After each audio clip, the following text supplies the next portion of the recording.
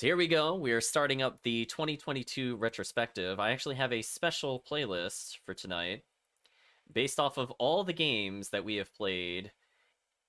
So chat will be able to hear some songs maybe they recognize, maybe have some fond memories as we go over 2022. I'm sure some of these songs will be very familiar. So we're waiting just a little bit before we give our countdown, or not our countdown, before we give our updates and feelings on the retrospective, because as of the time of this recording, there are only about 40 seconds left in 2022. So chat, get ready if you got anything to celebrate the New Year's. Yeah, I was gonna say now that is familiar, exactly. Get ready to celebrate and say Happy New Year's. You got 30 seconds, chat. That's your only warning. So get whatever you want. I'll say cheers to everybody here. I'll even give a nice little countdown. But yes, this entire soundtrack we'll be listening to for the rest of the retrospective was completely based off the games we've selected. 2 songs a game. I'm curious how much chat is able to recognize from what they hear. Or they could cheat and look at my playlist, I suppose. So chat, 3, 2, 1. Officially Happy New Year's. We're now in 2023. And now our retrospective can officially begin. Chris is like, you guys are slow. Calvatium's like, you know, looking at his watch, tapping it. Like, come on. We got things to do.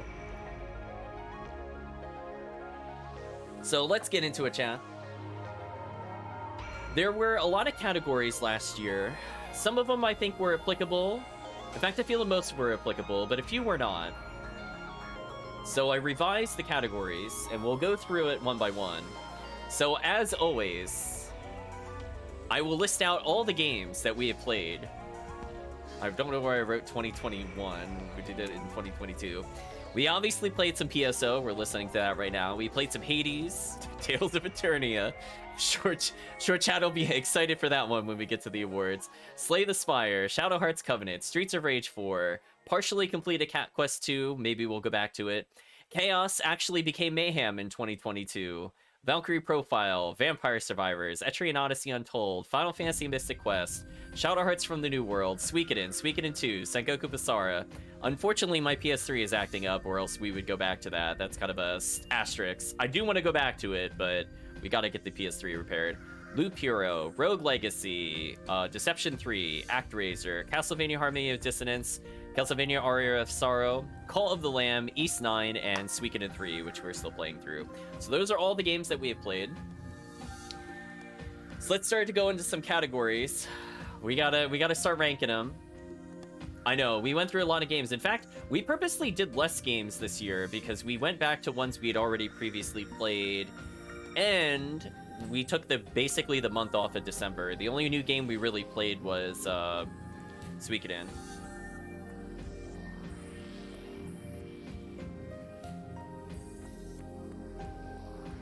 So let me just give a message to family before we go further. So anyway, let's see. Let's pop up ye olde topics. I'm sure we'll see the old labels. We'll have to fix those. Oh, oh, Castlevania 64. I'll never forget you. For people that didn't see it, it's not a good thing. It's not a good thing. I really did not like that game. Let's see. Let's go ahead and update. So we're gonna start with the same topic we did last time. So for people not familiar with the format, if you're just joining us, we have a best of, worst of. And we talk about what we feel would be runner-ups. Sometimes we disqualify things if it's a returning game, because it just wouldn't be fair if it won it like every year in a row. So let's talk about this. Chat, this one is really hard to pick. I'm going to let you know. Best party? Let me think about this. If we're allowed to count Valkyrie Profile, I'm going to go with Valkyrie Profile. I think I'm gonna put VP1. I really like the characters in VP1 all the way through. Squirrel Squad? I mean, that's fair. I'm gonna go with VP1. Worst character. This one is the tricky one. Chat, I have been deliberating this since before the retrospective began. Actually, no. What? Oh, actually, hold on. Jump the gun. I'm actually not gonna pick VP1. Do you know what I'm gonna pick, chat? I'm gonna pick Shadow Heart's Covenant. I really like the characters in Shadow Heart Covenant. I take that back. VP1 is really good. That will be my runner-up. And I might disqualify it because we played it before on the stream. So that'll be my second pick. Worst party, Shadow Hearts 3? I don't know if it is. I'm gonna be honest with you, chat. Shadow Heart 3 had a lot of problems, but it wasn't technically the party I had a problem with. Like, I had a lot of problems with the plot in Shadow Hearts from the New World. But, I'm actually gonna give this to East 9. I'm actually really gonna give this to East 9. I really did not like the character. Well, hold on, let me think about this. Do I want to hold it for this one or the next one? I think I'm gonna do it. If we're counting the supporting cast... You know what? We'll make it a... Well, no. I'm gonna make it a separate category. You know what? We're gonna make it a brand new category just for supporting cast. Because, like, technically the party in East 9 was okay. I'm gonna split it. I changed my mind. Yeah, I'm gonna change my mind on that. So who had the worst party? I'm really leaning towards Suikoden 2. Man, oh man, did I really not like Nanami. I did not like Nanami at all. And she was in that game, like, forever. Chat really likes Squirrel Squad, but I really did not like Nanami. I think I'm gonna give it to Suikoden 2. She dragged that game down so much. Suikoden 3 has its problems, and I would say, on the whole, the characters are less likable. Worst party is definitely just Nanami. I just felt like some of the characters were just so... I don't know. It's just a mix of so many, like, non-memorable characters, and the characters I do remember, I really didn't like. Like that one character whose whole gimmick is she really liked Flick. Do you remember that character, chat? Her, like, one gimmick for, like, 3 game hours? Do you remember that in the academy? I'm gonna give it this weekend too. That was driving me wild. Like, that humor was, like, so not with me at all. I was just like, oh my gosh, just move on. Yeah, exactly, ugh her. I think, see, that's the thing, it's like, there were some likable characters, and the only likable characters for me were from Suikoden 1. So it's more like, incidentally, they were in there. But on the whole, I think it might have the worst party. Like, I did not like the characters in Tales of Eternia, but I don't feel like I got to the level of just pure disgust as I did with Suikoden 2. Like, I actively was, like, dragging myself to get through the dialogue with Nanami. Where, like, Eternia, I was frustrated because they were stupid, and Nanami, I was frustrated because she was selfish and extremely irritating. Ugh. Yeah, I just feel like they couldn't write the characters in Tales of Eternia. I could see them being runner-up as worst, but I think I'm just gonna go with Suikoden 2. The party members were just very lackluster. I think that's gonna be my final call for it. They couldn't write a period in Eternia, exactly. Eternia had a lot of problems, so let's go to the next category.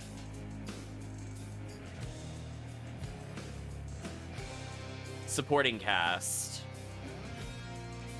This one is really tricky.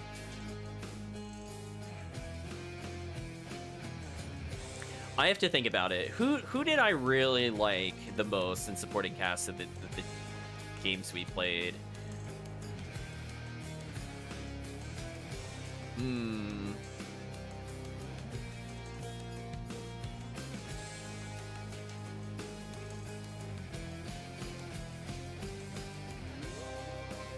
Does Hades count? Hades can count for the chat.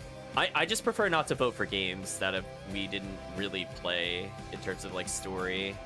So Hades is banned as this PSO for me. Chat can pick whatever they want, though. This one was trickier because I feel like... Apostrophe girl from Etrian. Actually, that is a good point. I feel like the characters in Etrian Odyssey Untold were interesting.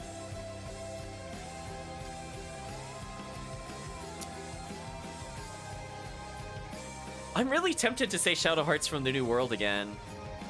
I feel like all the characters were like chat Wolfbout. Chat Wolfbout.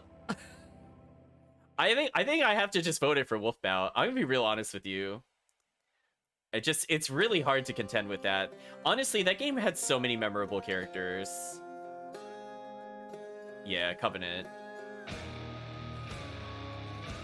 Yeah, Wolfbout. Every wolf we met, every Wolfbout fight, Man Festival.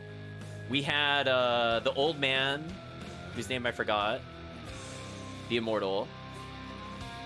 He's quite something else. Making us go through the 10 ring thing was not as nice though. And honestly, I kind of like Rasputin, for example. I would put him in there. Roger Bacon, thank you, chat. I know. There were so many good characters. See, this is where I would almost count the squirrels as supporting cast because they were not really ever a plot character. I would accept Suikoden 2 supporting cast was more tolerable. If you eliminate Joey and Nanami and Fletcher / the guy that looks drunk all the time and most of the knights, if you remove them, like, the cast is actually decent. But if you remove Victor and Flick, that's also kind of tough. I would also kind of consider them part of the main party because they're actually involved in the plot. There's like 50 or 60 other characters that are like, yeah, they can show up in a war battle, but I'm not counting them. Like, I would not count the squirrels, for example, in party necessarily. Kimu knows for cutscene we play, that's true. Worst supporting cast.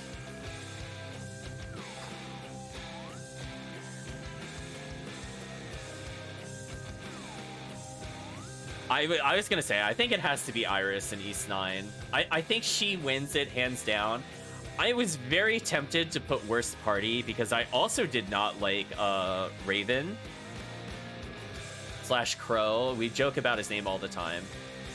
Honestly, the characters in East 9 overall were so down. Yeah, I know. We always purposely gave him the wrong bird name. He should have been Crow, let's all be honest. Yeah, they dragged the game down so much, and honestly, a lot of them are really, really forgettable. They just aren't really interesting characters. Dogi's not in the game enough to really save it. And I think the quality of the cutscenes really brought down the supporting cast in general for that game. The plot was by far its weakest aspect. There were only like 2 likable characters in that game. It was White Cat because she's broken, and maybe Dogi. I'm struggling to think of 2, to be honest with you. But yeah, just like her father was not an interesting character. Her sister was not really that interesting. Like, she was okay. But it's like, I'm not going to play the game again for her. I'm not going to play the game again for the Matador, for example. The villain was just garbage. Well, we'll not go into spoiler territories on the stream, I suppose. Not in the retrospective. Oh boy, chat. So we have another category. So let's switch it over, Chad. Plot. What game this year had the best plot, the worst plot? Weirdly, I think VP1's plot kind of doesn't really qualify. It has really good character moments, but the plot is actually not its strong suit, which is kind of a bit of a shame.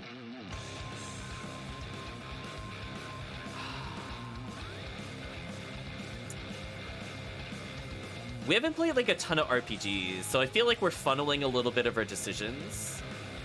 I did like Suikoden 1 a lot. I guess it's between Suikoden 1 and Shadow Hearts. But you know what? I'll give Suikoden a bone. I could be persuaded either way, but I do like the characters. I do like the plot. I do like the pacing of the game. I'm gonna give this one to Suikoden 1. I feel like it's interesting enough for me. There's like just enough of like the villains, and I like the lore and everything set up there. I like the universe. If we're saying VP1 is valid, it has really great music, really great characters. So technically for party, they would also be super good. But I'm gonna give it to Suikoden 1. Covenant had some low points in the plot where it definitely felt like it wasted your time. Like, as a reminder, like, that whole Anastasia arc was so bad that, like, it just took the plot, like, everything stopped for us to, like, get lost in the palace for, like, 2 hours.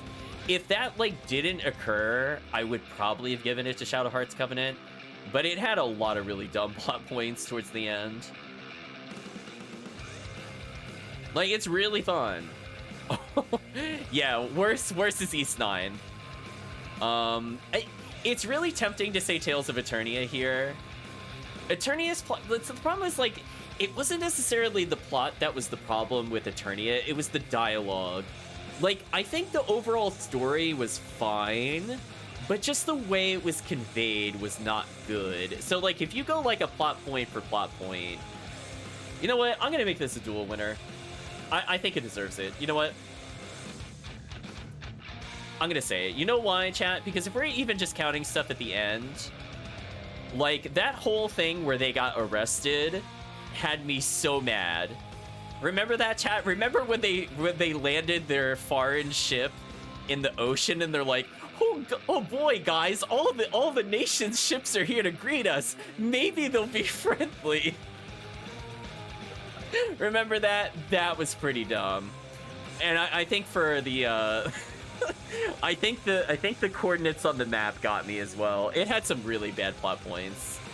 I could be persuaded for either. I'm gonna give a joint award for this. I don't think I could choose. There were just so many bad plot points in Tales of Eternia. I know, they're like, they don't even escape in their flying submarine. Like, come on, ridiculous. So here we go, chat. Here's another one where I also have to kind of think about it a little bit. So the next category, we're gonna discuss bosses. What game had the best bosses? Now, this could be very subjective. It could be from the standpoint of, did you like their personality? Did you like what they did in the plot? Did you like the mechanics? Chan, I'm just gonna go ahead and I'm gonna leave East 9 there again. But I could see people saying Suikoden 2. People really like Luca Blight. I'm personally not a fan of him.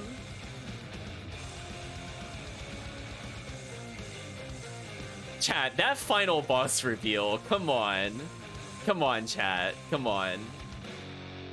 They rehashed almost every boss from previous games. There were almost no original bosses. Like, the combat is fun, but all the bosses were literally plot irrelevant and or rehashes from their other games. I'm not giving them the free pass. I think it actually earns worse bosses. Like, the combat is great. Don't get me wrong. Like, it is fun to fight the bosses. The bosses themselves are not really challenging or interesting from a story perspective or memorable. I'm gonna be honest with you. Like, the closest they had to, like, a memorable boss fight was the worm boss. The Nil Tiger, or whatever it was called. That was, like, the closest to an interesting boss. Every other boss was like, yeah, we fought a dragon, whatever. Their interaction with the plot was just terrible. But, okay, if we had to pick something that wasn't East 9, which game had the worst bosses other than East 9?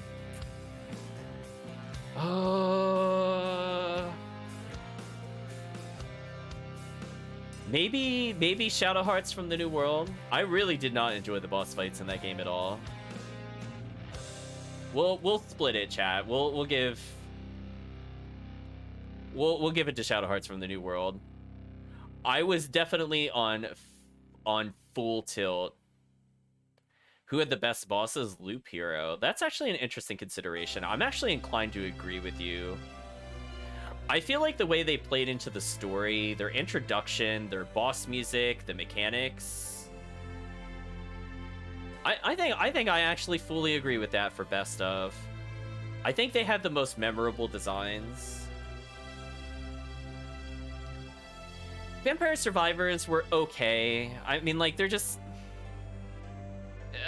they're okay. I'm never gonna nominate them. They're not, like, super interesting either.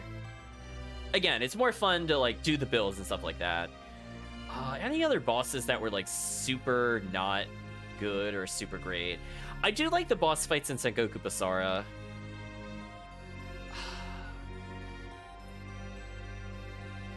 I do actually really like that. I'm gonna split this one as well. I think both of them are just like, they handle their boss fights extremely well. Call the Lamb's bosses were pretty samey. Yeah, that was the thing. Like, if they just felt like a little more Slay the Spire Donut, maybe. I mean, like, I could see that if we're talking from a design perspective or even mechanics. I could see that. I could see Slay the Spire being one. I think Sengoku Basara, every character was unique. They had different songs. They had a lot of plot. They had stages developed around them. They interacted with the story pretty well.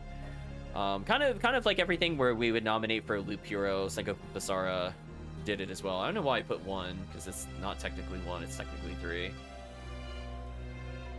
But I think all of those are pretty valid. Call of the Lamb bosses, like, maybe after they do the combat update, I would agree. But as we saw, you just literally just dash attack. PSO bosses, maybe. I ban that, though. Otherwise, it would just be in, like, every category. But for the chat, I'm gonna say that's valid. So here we go, chat. Music. Now, chat, if we were allowed to, if I allow myself to do last year's, chat, if I'm allowed to do last year's, we all know it's Tales of Eternia. Let's be honest, we all know it's Tales of Eternia. It just like by technicality, it's not Tales of Eternia because we did not listen to the worst song in the game in 2022. Fruity was just absolute garbage. I think Shadow Hearts from the New World actually might have one of my favorite songs, but it also has one of my least favorite songs. So that one's really tough. Untold soundtrack is decent. I feel like there's a lot of like mediocre songs. Mystic Quest, start to finish, amazing. ActRaiser, start to finish, amazing. Loop Hero, start to finish, amazing. Sengoku's Basara, mostly good. There's some whiffs on my side. All soundtracks I would listen to again and again. Suikoden 2 soundtrack, also surprisingly good. In fact, most of these games on the list have really good soundtracks. I would say Covenant is a little more on the disappointing side. Even East 9 had some really good songs, but it was not as good as Lacrimosa. So I guess if I had to pick a game... Oof.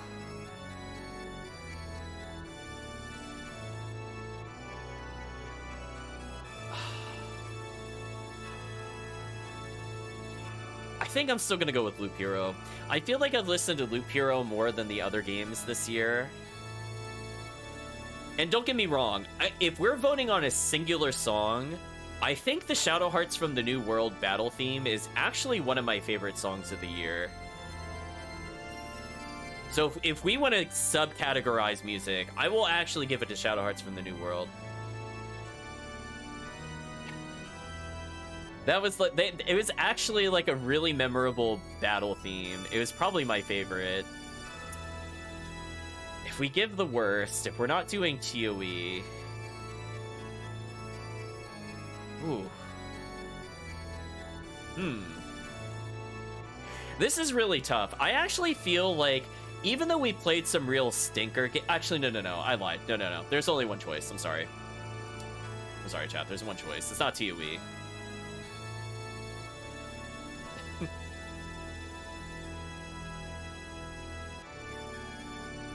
It's Castlevania Harmony of Dissonance. That soundtrack is just not good.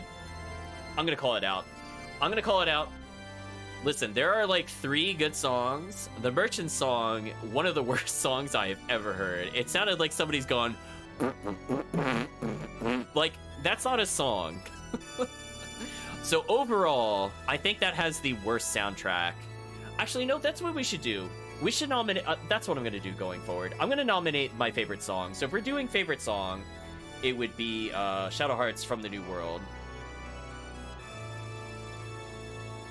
Good enough. Chat gets the idea. Something like that. We'll say LH. Yeah, so I think in terms of like overall soundtrack, Loop Hero probably my favorite. Even the town music, the title screen, all of it is amazing. Shadow Hearts from the New World, even though I did not like the game, the battle theme probably top 5, top 10 battle themes for me of all time. Like I really like that song. Castlevania Harmony of Dissonance, it has like 2 songs that I would listen to and nothing else. All of it is just like, I don't know if it's because of the chip tune or it just the fact that it's just not. Oh, it paused. Continue watching, please. It just, none of the songs were really like all that great. Just, but if we're nominating worst song, that's what I should do, Chad. We should do, I'll do music and then song. Because I do feel like, it, you know, you can very overgeneralize very easily. Because we can dump on From the New World all you want. But I do think the music was like the only genuinely good thing about that game. So I'll give them credit where it's due. They're not the worst at everything. They have both one of the best and one of the worst songs. But I think the Tales of Eternia Perudi, if we're allowed to count that, is just by far more unlistenable than the jazz song from the New World.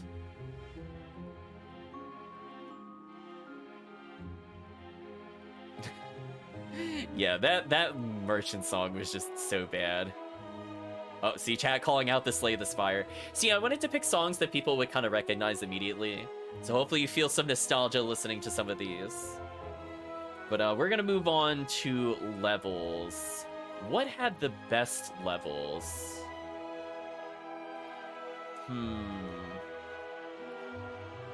I don't think I can count Loop Hero. I feel like that wouldn't be doing the game a service. It's not, it doesn't have like levels per se.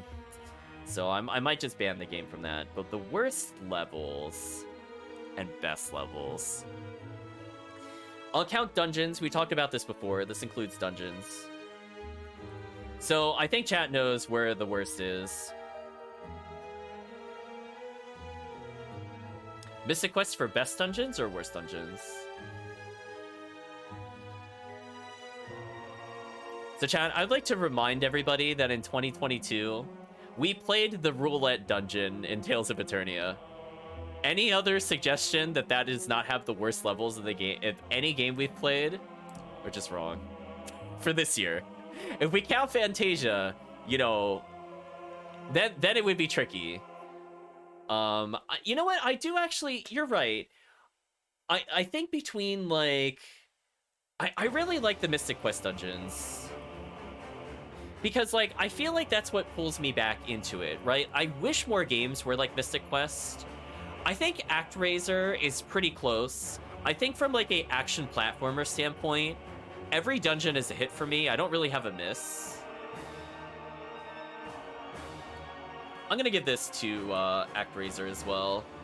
I feel like both of those games are just so good with their dungeon design. Like, between using claws and bombs and dodging enemies, it becomes almost like a puzzle of sorts. So I think I'm gonna vote for both of those games. I think the levels in games like Sengoku Basara are okay. Like, they have a gimmick, but a lot of them I don't really like the gimmicks. Rogue Legacy, I feel like, if some of the rooms were an absolute BS, I would have put it up there for being like a pretty good roguelike one. There's just times where like you just drop down a platform and it goes like, oops, all spikes, guess you die. And that definitely hampers it. Yeah, I feel like that's a good call out for Mystic Quest. It has genuinely good levels. Valkyrie Profile, I would have said had good levels, if not for the hard mode dungeon. The hard mode dungeons are just atrocious. Like, if you were playing purely on normal, I could see VP1, but I can't have anybody defend that as best level design.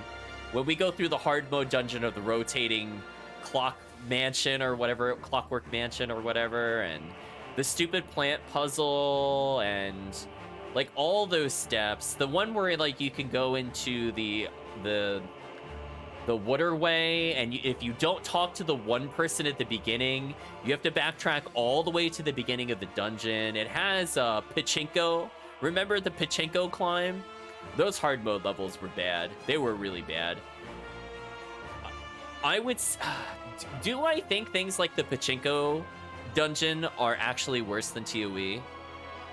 I'm very tempted to say so. Like, Tales of Eternia has one of the worst dungeons of all time, but now it's a question of, overall, do I guess I'll still give it to ToE. You know what? Because it makes you go through and find those stupid shiny things in the dungeons, I'm actually going to put ToE there.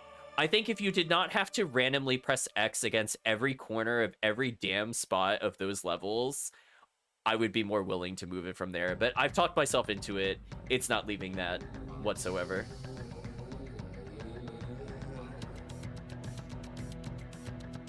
All right, chat. So we're going to go with the new one. We're going to go ahead and split this bad boy downwards a little bit.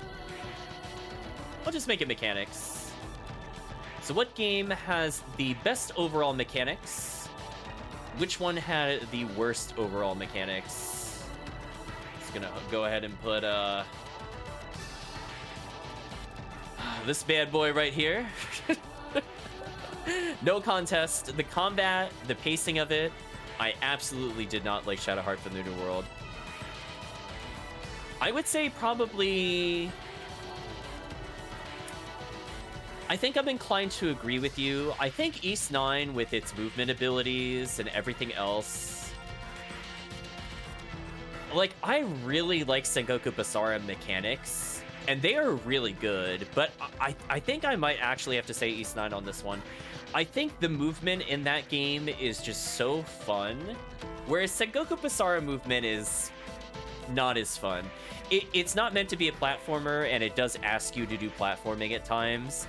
And I think for that reason, I find it very hard to put above. Like, I think things like reflecting projectiles, the hero mode, the way Basara works, the way taunts work, I feel like the game is really tight with mechanics. But I think I'm just going to have to put East 9. I think the parry system, the flash dodge, the way skills work, the way his attacks work, the movement, I think just overall is really good.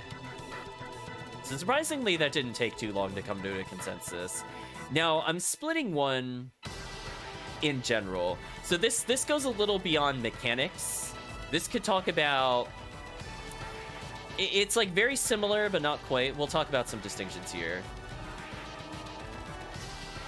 Game feel. So a game might have some really interesting mechanics, but this is all about the execution. Did everything come together and jive? Was it actually fun to play?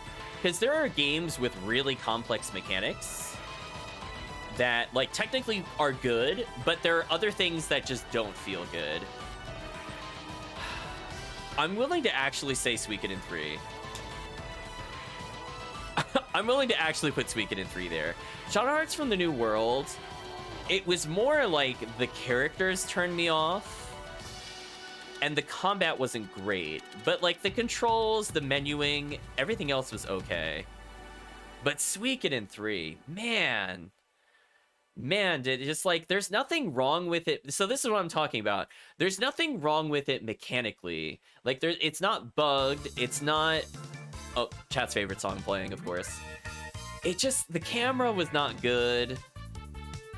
The walk speed of the characters was not good. Combat animations took a while. There's nothing technically wrong with, like, the Team and Unite system. But I think I'm gonna have to do that. I'm very tempted to put East 9 here. What feels really fun to play? What would I play over and over? Honestly, maybe even Loop Hero. I did really like Loop Hero. This is one where the mechanics aren't necessarily complicated, per se. Like, it might not require a lot of inputs, but the game is pretty fun. It's, like, just enough. Oh, man. So this is kind of like a fun factor question. Like, what overall, like, how do we rate that? Streets of Rage reminding me. I think I have to ban that category. I do really like playing Streets of Rage 4. Oh, man.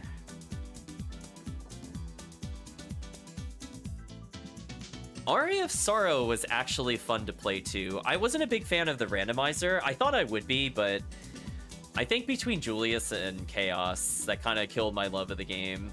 I like the normal gameplay.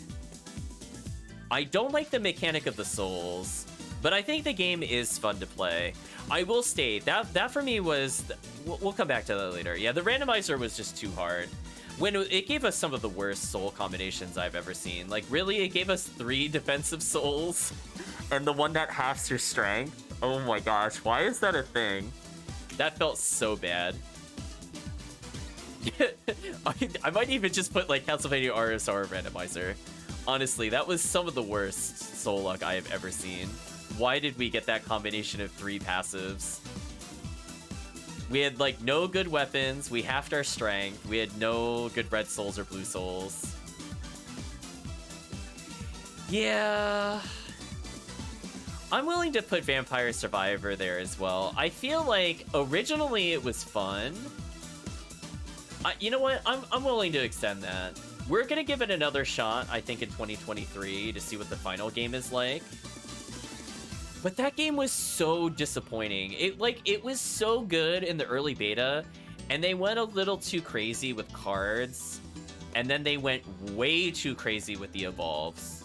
Like, some of the evolves were very mediocre. Like, Thousand Edge, the multi-knife, not really all that great. Death Sight's, you know, decent. But, like, compare it to, like, the absolute nonsense of, like, all the characters' special weapons, and, like, now you could get them bouncing around the screen with the cards. And some of the passives were really broken. Like, literally the Clock Lancet plus Laurel took, like, all challenge and fun out of the game. I think if we play it again, I have to just ban certain things. Yeah, exactly. Like, Thousand Edge by itself, just mediocre. Then you get, like, the Slash Bounce, like, just broken. So I'm willing to put that. Yeah, the rings, the ring gathering just felt not good. Like, it's one of those things, there's nothing, like, it's not complex, and it does enough to kind of bring you in, but I feel like they really let us down. We'll talk about that more, I think, in future categories. So, in the old categories, we had mini games and voices. Honestly, I don't think we played enough games for us to even really do those. Like, what games even had mini games? Cult of the Lamb, Suikoden's? Is that it? Is it literally just those 4 games? So it doesn't really make sense to do a category for something where there's, like, so few candidates. Because we already didn't count things like Hades. So it's like, that didn't make any sense. Voices, we played a lot of, like, retro games, so honestly, there was almost no voice acting. Like, I voiced almost every character. So, like, I guess I vote me for best and worst voice, question mark. Yeah, it doesn't really make sense. Suikoden 2 had a lot of minigames. I just avoided them, because I didn't like them. I said we're talking about worst minigames, I'll say Suikoden 2. I did not like the Suikoden 2 minigames. Okay, here's another one where I'm working on the title, but I think chat will get the gist.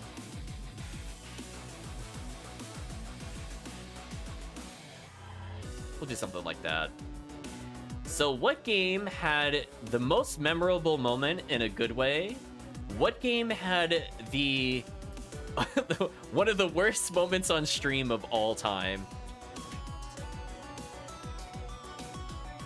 Yeah, that, like, you know, what are your 50-50 ice pits of doom? Right, chat? This one is really tough. Like, I could count Hades when we got the 32 heat clear. Like, there's a lot of contenders, chat.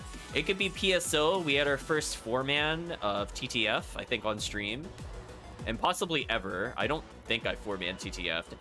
On Ultimate, I will clarify.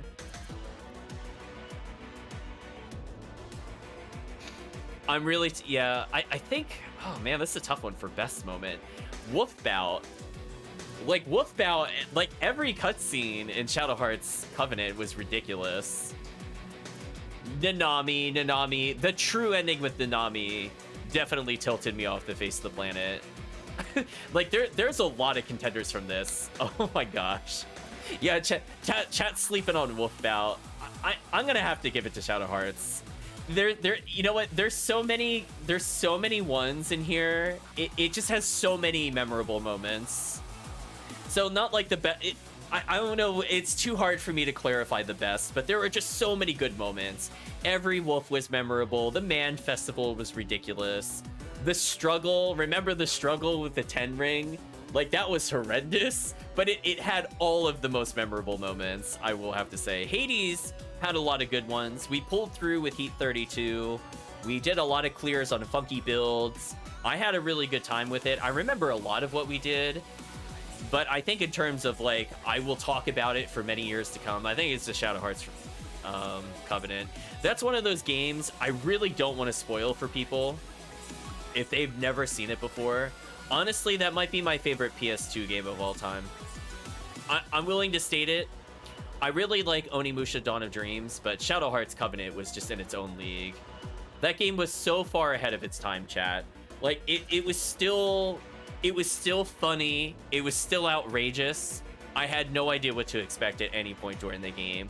Like, the reveal of the Grand Papillion. Oh my gosh. Everything was like... There's so many moments where you're like, this is the game we're gonna keep playing.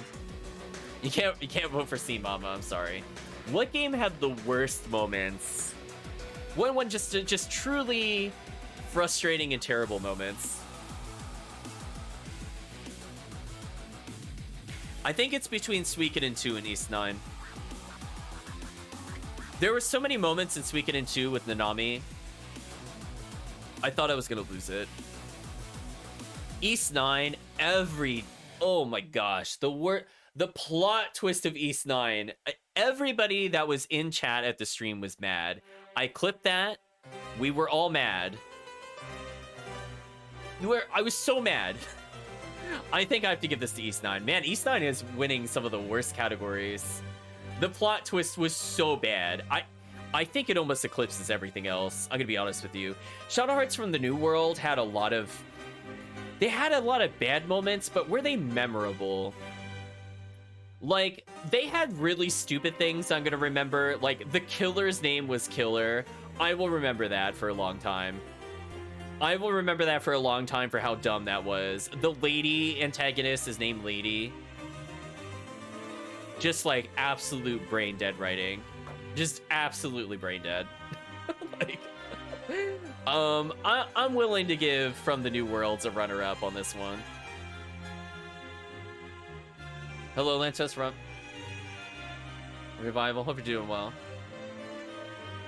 Just popped in here this nonsense. What the hell? Oh my gosh. Hope you're doing well. Happy New Year. Oh no, that's Shadow Hearts from the New World tilted me to like another dimension. That is one of the few games I have ever quit on stream on purpose. Not because I'm not able to progress, but I was like, I'm so done with the game. Oh my gosh. The plot pacing in it was so bad. You know what? I think chat's talking me into it. East 9 had a lot of really bad moments, but I think we need a special runner-up. It's just so back and forth. Honestly, that plot was such a train wreck. Yeah, we'll do whatever. Something like that. I always do lowercase. I don't know why I do that. Roger Bacon's new voice. Oh, it was such a mess. I think there were just so many moments. Like, chat, remember that boss that made me quit the game? That, for me, was a memorable moment. Where it took, like, the end game boss of Shadow Hearts Covenant and made it, like, the third boss of the game you fight. Remember that garbage, chat? Remember when it gave you a monster that was completely immune to physical? And you barely have, like, starter spells? Yeah... Yeah, I think it deserves to be there. East 9, though. Iris's reveal as a character, everything involving Ravencrow, Hawk, whatever you want to call him, just bad. Just bad. Like, remember when they were doing the Colosseum and they cut away from the Dogi fight? Remember that, chat? I remember that. Remember when they didn't want to show any animation, so they just cut to the people watching the event and they commentated on the event rather than showing you? That was pretty bad. That I will always remember that. That was so low quality, chat. I'm calling it out. That was terrible. Oh, remember when in East 9, the game thought it was okay that when the world is about to end, we went and go picked flowers? Do you remember that, chat? Remember that being a plot point, not a side quest, an actual plot point we had to do to progress? Remember that, chat? Man, that game is something else. I'm never... The padding was so bad. I know. It had no idea what structure was. So bad. Okay, chat, let's move on to another category. We'll reminisce together. So we talked about memorable moments, which I feel like is a good category. We'll definitely be doing that in the future. Surprising. What was your favorite game? What was the most surprising game of the year? And for people that haven't seen every game we played, by all means, you are more than welcome to say off stream, this was the most surprising game and stuff like that. I think I forgot to say that at the beginning, but I will focus mostly on the stuff I have streamed, but if chat wants to share things, that's also fine. So what was the most surprising game of the year?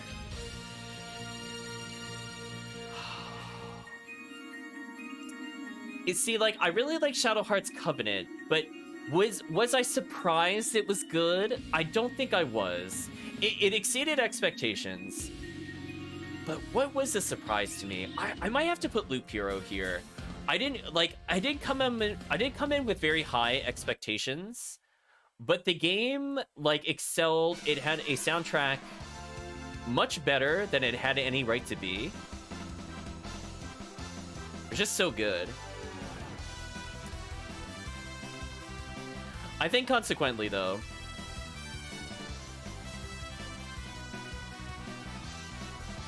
ooh, actually, you know what? This one's actually kind of tough. I'm gonna say Deception 3 / Chad already knows where I'm going with this.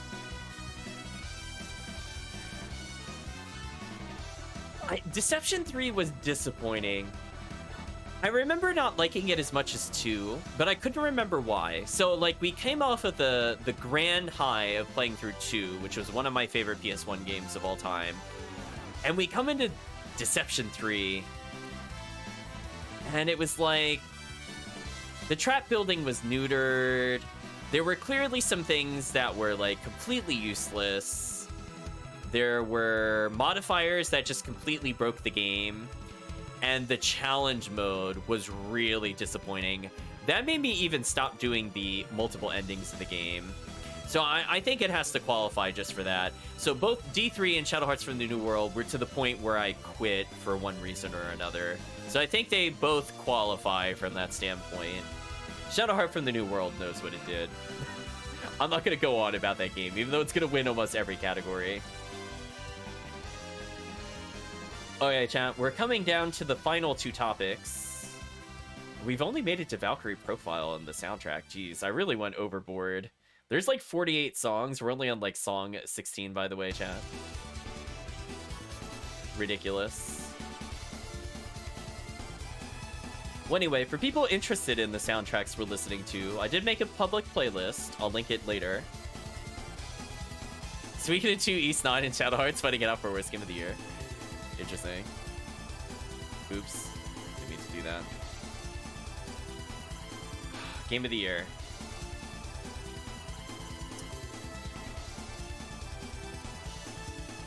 This one's tough. I have to think about it, chat. So let's go through. I liked Call of the Lamb. I liked the soundtrack. I had fun interacting with chat. A lot of people voted it for Game of the Year. I don't think it's my Game of the Year. Shadow Hearts Covenant. Do I feel like I like that more or less than Loop Hero? That's a tough one. No worries, Lantos. Hopefully you get some rest. We appreciate you stopping by.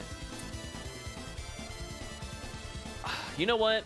As much as I like Loop Hero, I'm going to give it to Shadow Hearts Covenant. I think that was my favorite game. It's almost 7 a.m. Oh, wow. We're sitting here talking. For me, it's 12:47. But for other people, who knows? Yeah, maybe after the combat patch, it'll be a little better. Uh-oh, familiar music chat. What is the worst game of the year? Ooh. Chat, just, ooh.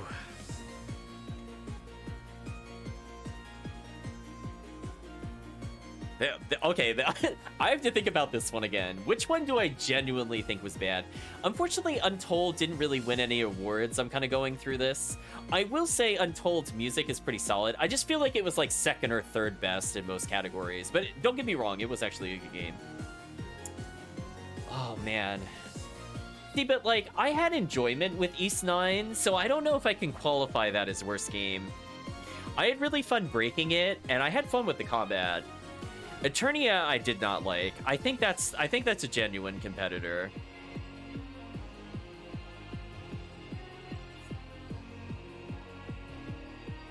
Yeah, like, I just feel like I'll give a special shout out just to Untold. I will say it is always like second best. It would rank overall pretty high in most of these categories. I just don't think it was my number one most of the time. I'm gonna have to say, man.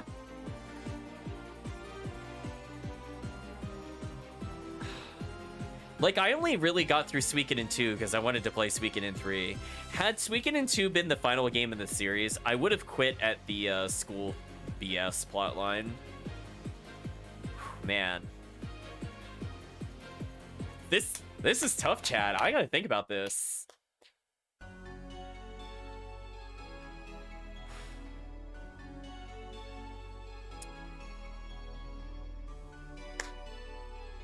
I guess it's gotta be Shadow Hearts from the New World.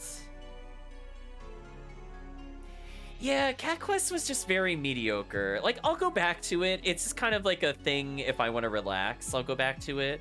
I'd rather play PSO during the events, so I guess Game of the Year goes to Shadow Hearts, and the worst Game of the Year goes to Shadow Hearts. I feel like what earns Shadow Hearts from the New World the worst category, and I feel like I need to definitely explain, because there's a lot of competition for worst that we played. I feel like the magic system was really overly convoluted. I did not like the astrological signs mixed in with a ton of grinding to upgrade. I felt like that was just a strict nerf to Shadow Hearts Covenant system, where they kept it relatively simple, but still allowed you to like find things and slowly upgrade. I think the raising and lowering of enemies was okay, but from how far we got in the game, it was just too much, I feel like, for me to remember. Like honestly, like trying to remember every single character's chart with their special skills, whether or not it went up or down, whether or not it hits 2 layers up, 2 layers down. That's a lot to really kind of go through. And it just bogged, like, every combat ended up being like 15 minutes, when like a Suikoden 2 battle, even though I did not like the plot or a lot of the characters, the combat at least was over in like a minute or less. Whereas like the average from the New World would take forever. It would take forever to get through combat in that game. Yeah, it just, like there's moments of it I do like the combo system. Oh, Hilda's calorie mechanic was pretty bad. Oh, speaking of good music.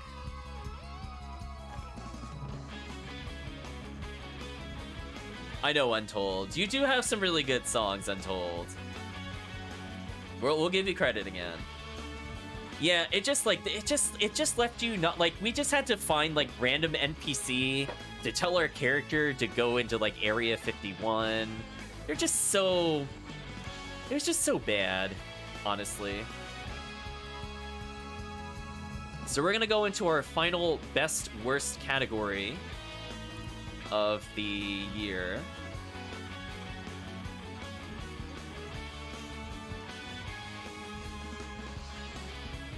Replayability.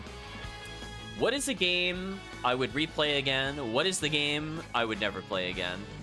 I actually don't, you know what? I mean, Shadow Hearts from the New World, I'm never replaying. But from the standpoint of what I would play again, I like Shadow Hearts Covenant, but like, do I like it to the same level that I'd like Sengoku Basara in terms of playability? For me, that's actually a really tough call. Like, I really like this game, but I could burn out on this. This is not a game I could replay endlessly. It would be like maybe once a year, maybe once every 2 years, we'd go back to it.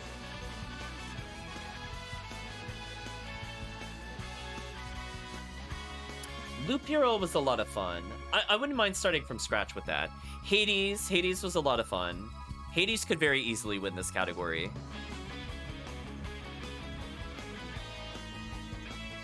Yeah, like, Shadow Hearts Covenant is amazing. It's an experience, but it's hard to say, like, I want to go through everything again. Like, Man Festival was, like, it was just too long, for example.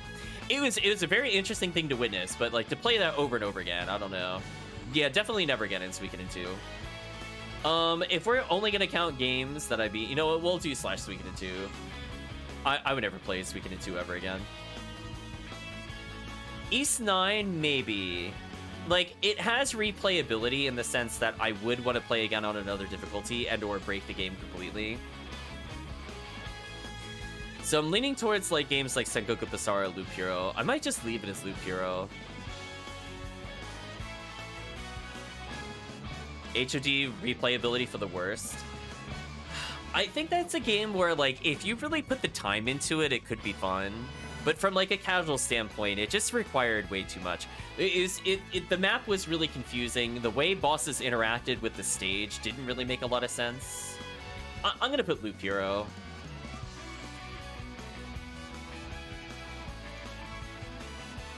Like, why did killing a giant bat open a wall in a castle? Just, there's stuff in there from the casual perspective. It just made no sense. Yeah, Vampire Survivor should have been the #1. It had, like, a surprisingly good soundtrack. It was addictive to an extent. And it kept it simple and it worked. But I feel like they just flubbed it. I fully agree with you. I mean, we'll try again in 2023 and see if the full game feels a little better. I would restart Loop Hero from scratch. I would play Loop Hero just to play more loops. Hades, we beat the game and we're still playing it. We're still trying to get stuff in it still. So I think all those are pretty valid. Mystic Quest, I have fun with, but it's not a game I would be super in love with. I would consider maybe a randomizer of it. Randomizer might bring some appeal to me. I know it exists.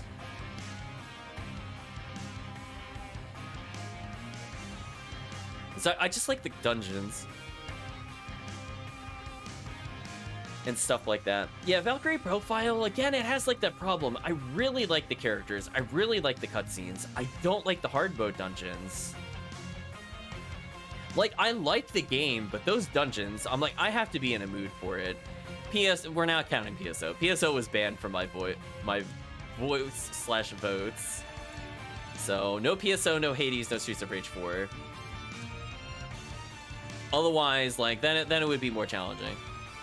You can vote for it, though, as I said before. But for me personally, I'm banning those for those topics. So I think that's it. In terms of best worst. So we're going to move on. So I'm going to go ahead and hide these. We don't need these anymore. So let's talk about another topic. What do I feel? Yeah, Call of the Lamb, I really hope their update patch really adds more. Like, okay, so here's an example. We'll take a small detour to talk about this for replayability. Call of the Lamb gave you no reason to dungeon dive beyond beating the boss. There was no I felt the fleeces were pointless. I didn't like a single fleece, except for the one where if you die, you lose everything, but you get a bonus. That was, like, the only one I used.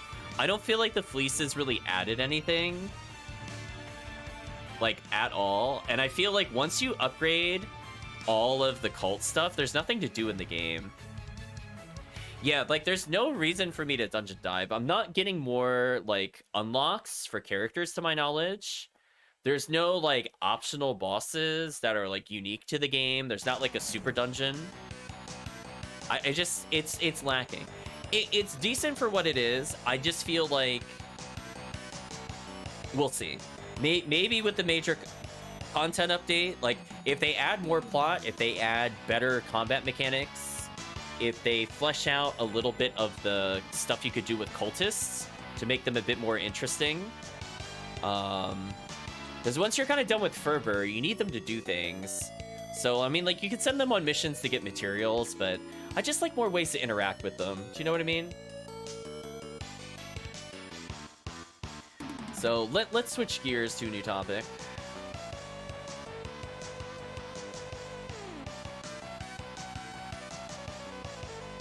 So what worked, Chad? What do I feel was good this year and that I would consider doing again?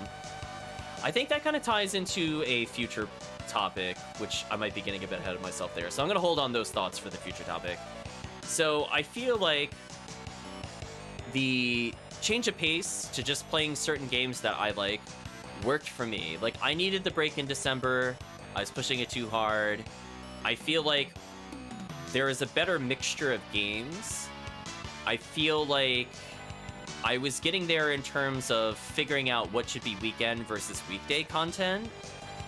And I feel like I had a lot of fun doing things like the Halloween event stuff. Even though Deception 3 was disappointing, I feel like we had enough backups. And I feel like it just kind of did its thing. We didn't do a whole lot in terms of additional emotes this year. However, I'm pretty happy with how things like Mayhem came out. So, you know, we'll see. We'll see how things go. I definitely want to start picking more games that I've probably played before overall. But I do like the mix of brand new and things I've played before to kind of give like a different experience for different people. And I think so far, I think just chatting with everybody here has gone a lot better. I've been trying to, you know, improve myself in terms of reaching out to people, asking questions. I feel like we talked about a whole variety of topics and touched upon like things that were troubling people. And I feel like that generally was pretty positive. I think that worked overall. Trying to think if there's anything else I'm really forgetting for those kinds of things. I think I'll wrap it there. I will state, we're still adding more sound clips. I'm sure chat loves the sound clips. I think that's also been working out fine. Last year was our big change to stream elements, and I think, we're still proven successful. Everything's working okay. Yay!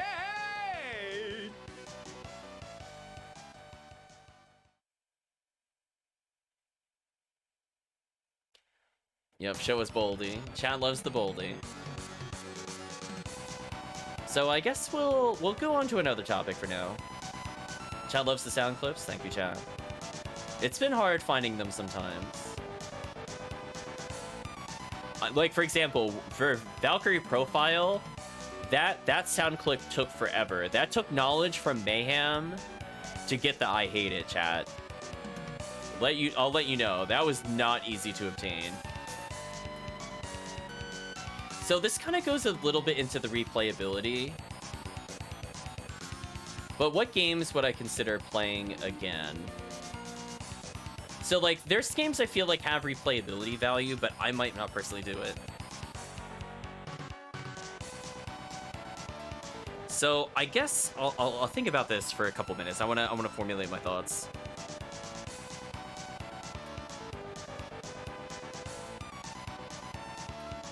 Oh, yeah, definitely doing Shadow Hearts 1 again. We're doing C-Mama% for sure. Let's see. It might even be our Halloween tradition. I'm thinking about it, because I'll eventually run out of new Halloween games to play, and having a staple wouldn't be bad. I would consider playing East 9 again, only for combat, just to see how broken we can get the game. Loop Hero, we might go forward in the future. So Goku Basara, as soon as the PS3 is addressed, we'll probably play it again. I feel like that was like my casual go-to game. I have a lot of fun playing it. It's just unfortunate the PS3 is kind of wearing out. And PS3 games are notoriously finicky with whether or not they let you transfer things. Like, I'm looking at you, Tales of Xillia, where it gets really mad importing between PS3s. Probably more Slay the Spire, Hades. I think this kind of goes into another topic. Probably should have split the topic a little better. So I guess we'll pause that topic. Yeah, hopefully the PS3 could get fixed. I have to do a lookup because all the people near me that used to be able to do it closed. Not that it's like we don't do PS3s anymore. Like, legitimately, they're just not here as of like 2022, unfortunately. So I got to think about it. So I think this kind of goes into the next category of... So we're going to put a pause on the replayability. We'll touch upon it again, but I realized just now that this has a lot of overlap with itself. So I'm gonna go through. Did we achieve last year's goal? So let's remind ourselves what I said that we were gonna do last year, and then we could check to see if that makes sense, what pays off for us. So one of the things I remember talking about as part of the New Year's resolution was playing Suikoden. So check that off. I remember feeling bad that we started it, but then never did the later games. Favorite battle song in the game, in probably PS2 land, playing right now. I said we'd play more games like Slay the Spire in the future, and we did. We played Slay the Spire, we played Mayhem, we played PSO, we played Cult of the Lamb with integration. That was kind of one of the big things, was just being able to interact with you guys in different ways. And I think we hit basically all of those check marks. I wrote down, I unfortunately don't recall point for point everything that was in the previous video, but I do know I talked about things to improve, either a new stream icon, wallpaper, or channel trailer. Just a way to kind of improve the stream. I kind of rolled back on like the backgrounds of stuff. I did like very slightly tweak the scenes, but not like a whole lot between 2022 and 2023. We do have a new icon, I think, but I probably should commission one at some point. So that one I would say we didn't really do anything from. And then one final thing was like feedback from watchers. So this kind of goes into 2021 territory to some extent. I feel like, you know, I'm trying to get into more games that have the voice acting. Hello, Cryo. Hope you're doing well. Happy New Year's. We're kind of going into things where games have been requested and we might not have gotten back to them. And I feel like it's a little 50-50 with that, of things whether I took the advice immediately or we did it on a delay. So for example, I think next year... No worries, Cryo. Hope you're having a good New Year so far. But I think from the standpoint of like feedback from watchers, I just got to be a little careful, I would say, with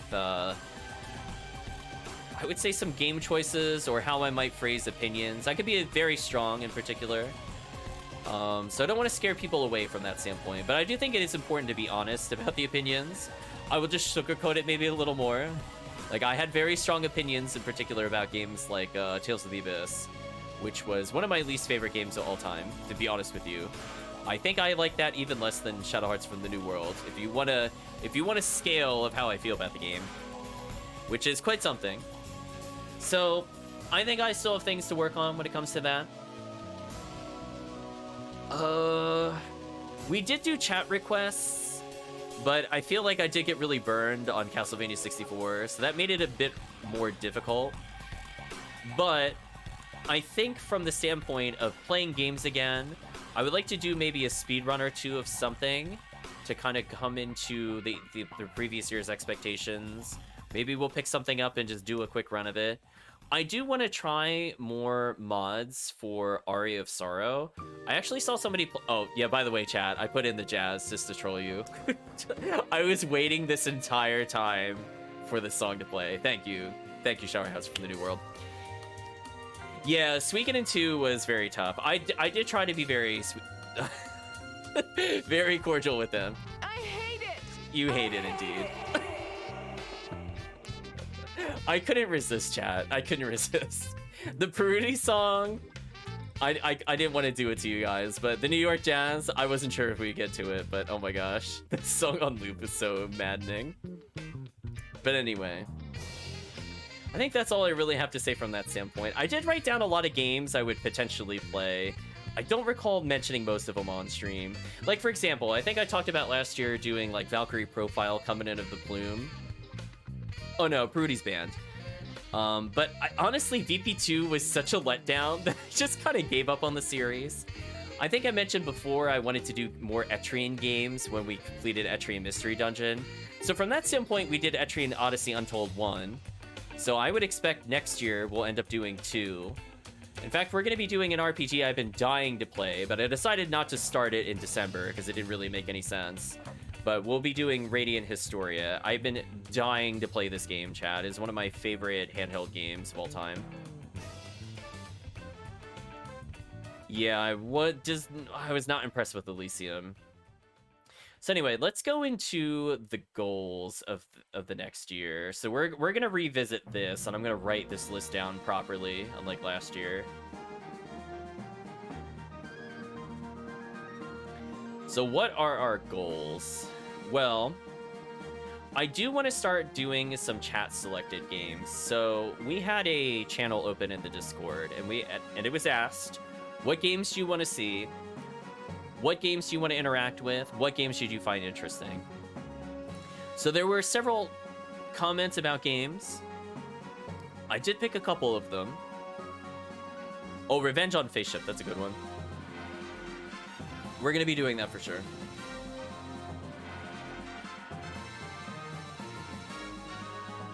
The sad thing is, chat, I really could do it. Unfortunately, I'd record a video and it would have no context.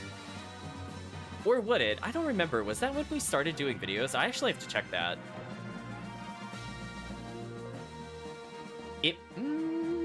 We might have been recording at that time. That game was on the cusp. If we did not record it, it was literally the game after we started recording.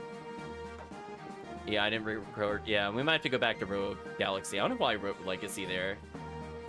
We might just play that game again from scratch. Like, it's weird because I did like the game for the most part, but we'll go back. Let's go back and record it. Yeah, we could go back. Like, we need more Suddenly Centaur in our lives. Listen, chat, we can put up with all the BS just to go to Suddenly Centaur. Yeah, Gujian 3 was, like, incomplete. I, like, technically have it uploaded, but it's, like, private. We'll probably go back to Gujian 3. So, okay, let's start getting a list doing. Goals, Gujian 3. I want to go back to that game. We'll do Rogue Legacy. Maybe Rune Factory 4/5. We'll play them back to back into, what's it called? Sakuna, Rise of Ruin. I think the Rune Factory game should take up a lot of the weekends. Rune Factory 3 special is coming? Oh. Maybe I'll hold off then. We'll do all of those games back to back then. Okay, so we got some interesting games. I still wrote Rogue Legacy. I can't believe this. My brain is just, it doesn't want to differentiate between those two. We'll blame being awake at 1 a.m. for that. So anyway, I want to go back to the original topic. So chat was talking about games they were interested in. Legend of Mana. I think we should probably do the Mana series after Suikoden. I think that'll end up being our weekend game, or weekday games. And if we want to do like a Rune Factory, we could do that as well during weekday. I feel like that's a game I could play casually, but it also qualifies for a weekday series. Yeah, Legend of Mana, potentially a lot of fun. We're going to go all the way back to the original, though. We're going to go play Sword of Mana / Final Fantasy Adventure / whatever, however ridiculous number of names that original game has. I'm not kidding, look it up. It is so many names. And so many versions. Not as many as Final Fantasy 1, but it has a lot of versions. We'll play a version of it, and I think we'll then play Secret of Mana into Legend of Mana. And I think that'll be... Oh, we'll also do Trials, I guess, and we'll play the 3D versions of Trials. Oh, it's only for Switch? Oh, I'm not going to wait then. So I definitely want to play, I think the other game that was mentioned to me, in fact, I'm going to verify the name one more time, I believe was Rogue Book, if I'm not mistaken. Yes, it was Rogue Book. So we'll try that game out. Kirk had recommended it. There's a couple other games. If it's on sale, maybe I'll pick it up. I know Kirk has been a big fan of, for example, Monster Train. Santa Salzahar, you're right. I put that game off because I thought I was going to do Gujian. Okay, I will promise we will play Santa Salzahar. It's not a normal game that I play. It is not in a genre that I normally do, but I could see that as a weekend game for me. Rogue Book Galaxy Legacy, exactly. There's too many rogues. So I think that's a pretty good start. I do have some plans for Halloween. I don't, like, does chat want me to spoil? Do you want to know what I'm thinking about for each of these? In fact, I want to do a special one for Christmas as well. There's a game I purchased a long time ago, and chat had also requested that game, and I remember that request from, I want to say it was 2021, and it has been sitting there, and I have not done it. Okay, keep it a secret? Okay. I will let you know I have some games that are not Deception related for Halloween. And I have a game specifically for Christmas to start up during December and complete it at the following the next year.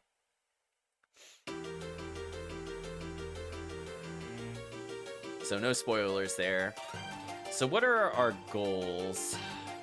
So we talked about the game series to expect, which I guess I could consider that a goal.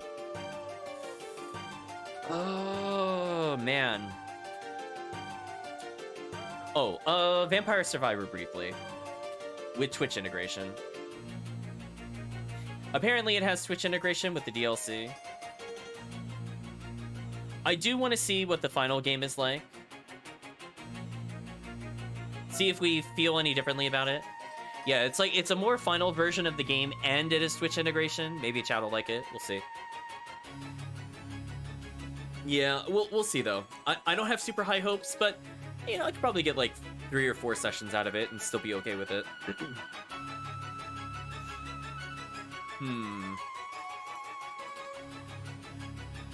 Ooh, this is a tough call. We called a lot of the games I plan to get into. I have some leeway with what I want to do. Oh, that's true. I should put Cult of the Lamb after major update.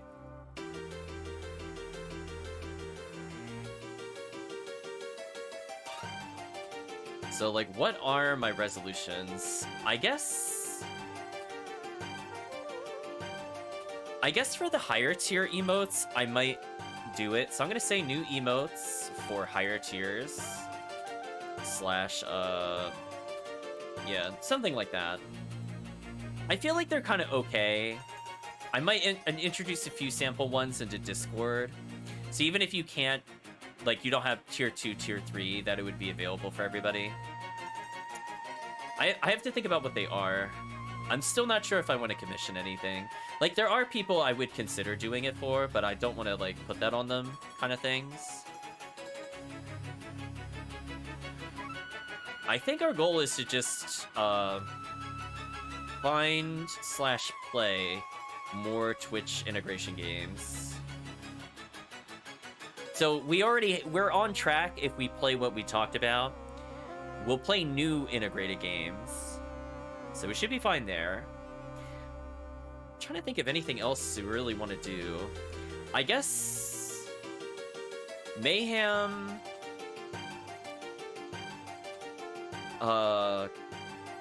Co-op maybe would be a personal goal at some point this year to share effects. I need to look into it. That one's a pretty lofty goal. That one will take like a few actual like real months for me to go through. We'll see where it goes.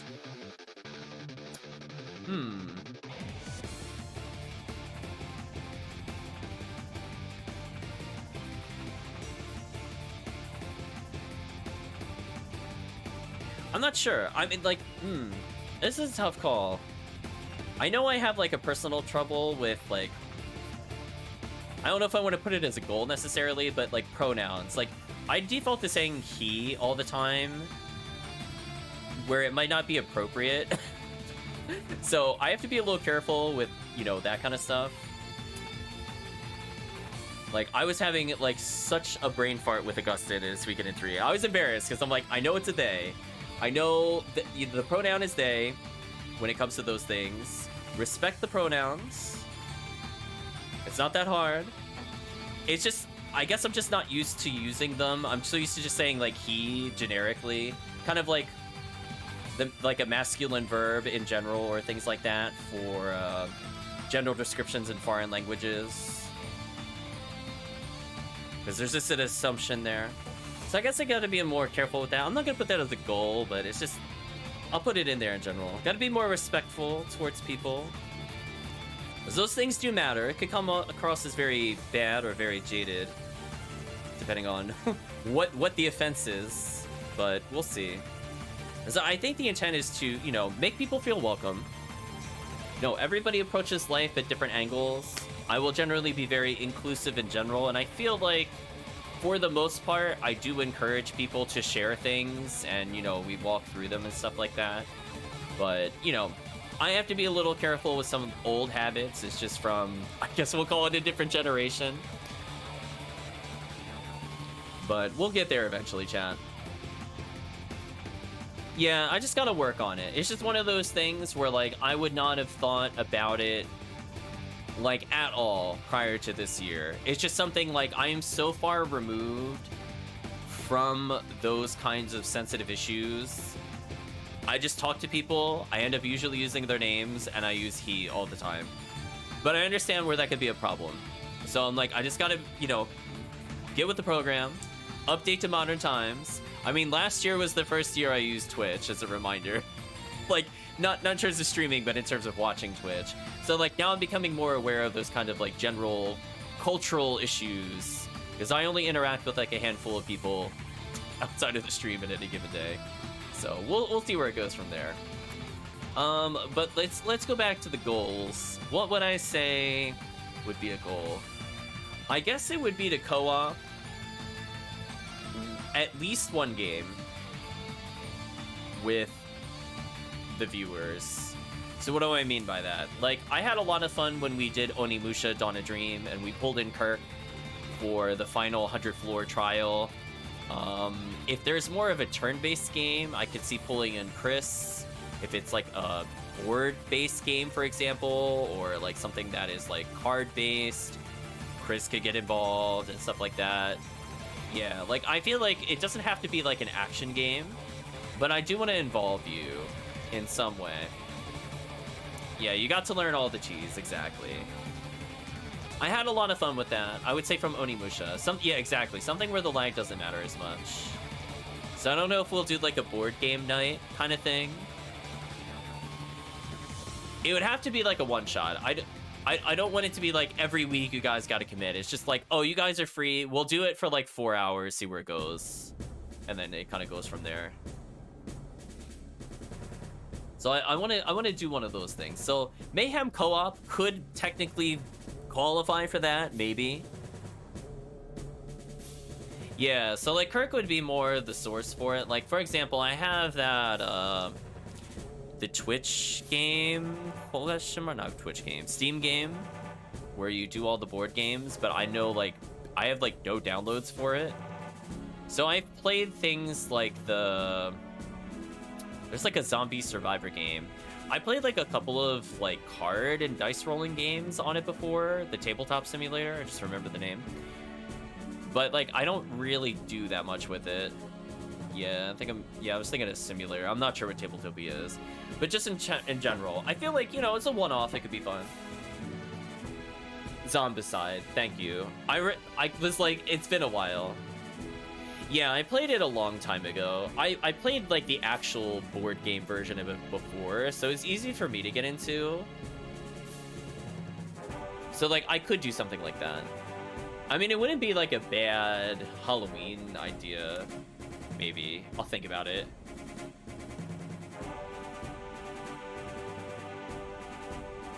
Yeah, like, there's other games I did, but I don't know how well they would work in,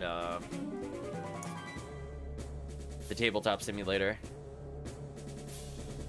Yeah, there's also one where it's, I'm sure Kirk already knows where I'm going with it, but there's one where it's like you are entering a haunted house and you build the house as you go. So there's like the concept of like the top floor, the middle floor, and like the basement. And then there are certain triggers when you enter rooms, and depending on what relic or card you come across, it advances the plot. It has like its own book. Betrayal of the House on the Hill. Yeah. See, Kirk knows. I'm terrible with names. I could put my goal of remembering names, but I know I'll fail it. There's no point to be writing it. I've already failed. 2023 already failed. It's already done. But yeah, that game was okay. It could be fun as like a one-off. It's not something I would play like daily, but you know, it is kind of funny when somebody starts hoarding all the items And then some of those items end up being a detriment depending on the scenario. Since it's one of those games where potentially it could be a player versus player, or player versus the GM, or everybody versus everybody. So it could be interesting depending on what happens. I think some of the situations are just totally unfair, and they will result in like an instant game over. I think there was one where it was like you had to escape and you had to get like a parachute or something because the house was falling and you needed to leave. But like, depending on what items you picked up, some people just have everything they need and are at the exit already, and there's just nothing you could do. Yeah, there's like legit, it's just legit over. Like, it's not even remotely fair. Like, it's actually over. It's like, oh, is this person returning from the basement and is one room from the exit? Guess they win. No counterplay, just perish. So, I don't know, we'll see what happens. It could be funny with, I mean, there are good games, there are bad games with it. We'll see. Some of the scenarios were very interesting. Like, one of the players becomes a monster and they win by killing all the other players. Exactly. There are scenarios where it is like an everybody versus one person, and it's like, GG. It's like, if you got the holy book, you do extra damage. If you got the holy cross, you do, but if you got the, and it's like, oh no. Like, you're like, uh-oh. GG, it's over. So, it could be fun. I think Zombicide is probably a little more fair. I'm not huge into zombies, but I like it as like a tabletop game. I will say. So maybe we'll just write like just a tabletop game in general, in addition to co-op. One shot. Because I do want to play more than one session with you guys, potentially, and it's things other than PSO, like quasi counts, but like to actually go through. Yeah, like Zombicide is more co-op. I wouldn't mind hosting it per se, because I'm mostly familiar with the rules. I'm not as familiar with like the extra books. I played mostly with the vanilla, and I think one expansion. There are like 5 expansions if I remember correctly. Those I would be very, I would really have to look just to verify. I'm like, okay, that's a thing, got it. But yeah, I could probably play it up a bit, be like the DM, GM of those kinds of games. So we're gonna read through the goals, I guess, of the year. So new emotes for higher tiers. I want to get at least 2 or 3. One emote will not satisfy that goal. I need to do at least 2 emotes. I have a couple candidates where I want to replace it potentially, because I'm just not a big fan of it. Like, it works as an emote, I just don't like it as much as potentially other options. Find, play more Twitch-integrated games. We should qualify for that automatically with Vampire Survivor, technically. But other kind of Twitch-integrated games, especially chat suggestions, I'm definitely willing to dump into. Mayhem Co-op is a lofty goal. I don't know if it'll happen this year. I think the goal... You know what, I'm gonna do clean up Axe Armor for Mayhem, or Mayhem co-op to share effects. I feel like I could probably get one of those done if I do it that way. I feel like co-op by itself is, as I said before, it's gonna be multiple months. I don't know if I have that kind of time to dedicate to it anymore, to be honest. So we'll take baby steps since in the new year and see where it goes. Co-op at least one game with the viewers. Tabletop one shot. I think that's a decent collection. Co-op will be like, I don't know. It'd have to be something like server-based potentially. There was like Endless Dungeon. I had a lot of fun with like Endless Dungeon as an example. I used to play that co-op with a couple people on Steam. So there are like sort of action-y games that are still have turn-based elements. Well, anyway, I guess I don't really want to spoil the special stuff for Halloween and Christmas, but I will let you know, I did think about it already, so I'm ahead of the game. It's not like a complete list. There's a couple I might have to have as a backup in case one doesn't last very long. But I think we have enough for both to at least get started. I would say I have at least 2 weeks, if not 3 weeks of content. 4 weeks is questionable. I would have to think about it. Oh, speaking of... Oh, you know what? I just remembered. I forgot the most important thing to include in the Halloween event. Silly me. Good thing I wrote that down. Future me will thank me for writing that down. So I think that's a pretty good set of goals. So we talked about the different games we're going to play. Some of our goals have to do with what we're going to play. But I'm kind of okay with that being the goal of just interacting with the chat more. Also, did the music really just stop again? Seriously? Stop it. So we got to song number 31 out of 48. So close, chat. We were so close. So I guess the overall answer is we got a mixed list of achieving last year's goals. Mostly positive. This year's goals will be interesting. We have different games to play. Oh, that's true. Actually, you know what? I forgot a game that I don't remember when it's going to come out. I actually have to double check again. The Eiyuden Chronicles game. The spiritual successor to Suikoden. I need to double check the release of that game. It was supposed to come out in 2023. Question mark. Yeah.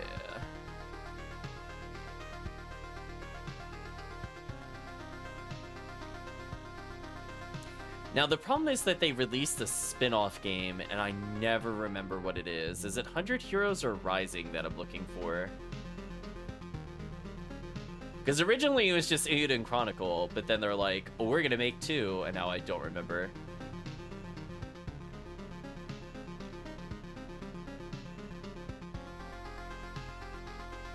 Alright, 100 Heroes is the actual game. Thank you.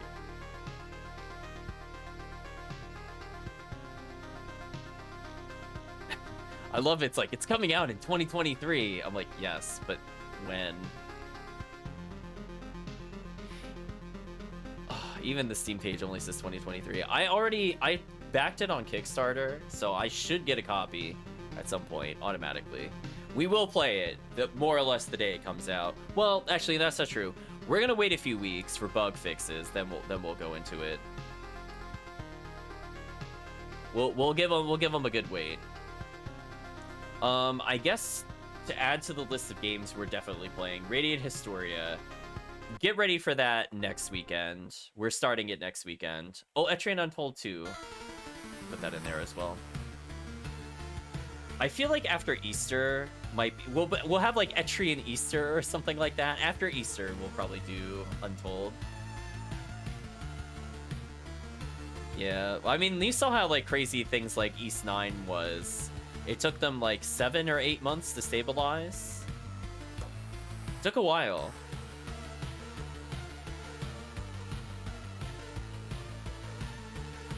I mean, that's why I didn't buy it last year. I was like, the game's not ready. It's like Lacrimosa. Like, Lacrimosa came out, it had like major problems like with performance, and they had to keep doing performance patch after performance patch after performance patch.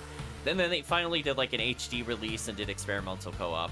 And lo and behold, they did the same thing again with East 9. So I'm like, I'm just gonna wait like a year and a half for East 10.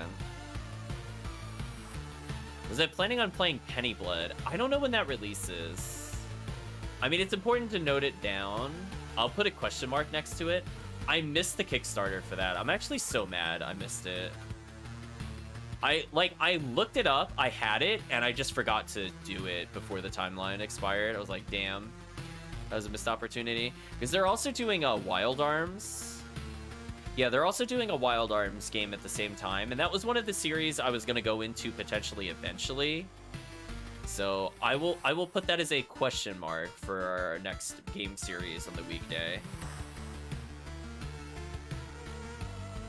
Yeah, I missed it by like 2 days. Like, I was like, oh, I'll just, you know, it's like Thursday. I don't have time to do it on Friday. I'll just come in on Sunday. And it's like, oh, it closed Thursday. Yeah, I'll do Wild Arms because they're doing like a spiritual successor for it. We'll see where it goes because we're promising to do Mana series, which is gonna take like a few months, and then like we'll see where we are in the middle. Like, eventually I'll have to choose between, like, Wild Arms and Rune Factory, I have a feeling.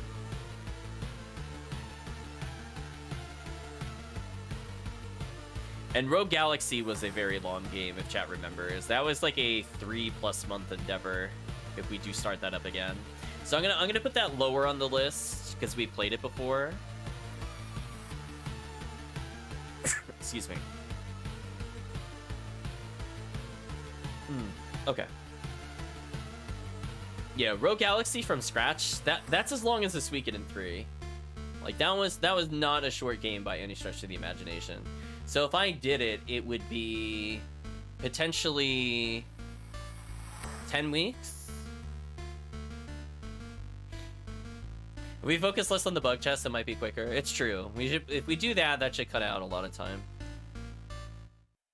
So I think we got a sizable list for me to look into. I got some surprises for chat. Can't think of anything else. Also, all this time you've been earning gold. I should probably turn that off. You guys have earned enough for next time. Be gone minigame, exactly. I was like, wait a minute. Now that I'm not looking at the stream chat stuff. Nope, it's gone. It's already gone. Too slow. If you really want to know, you have too much. That is my response to you.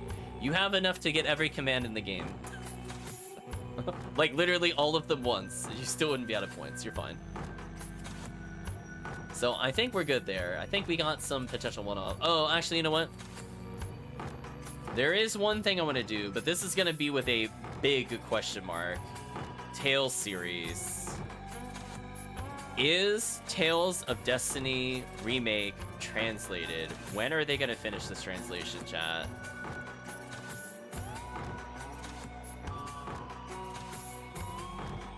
When are they going to finish it?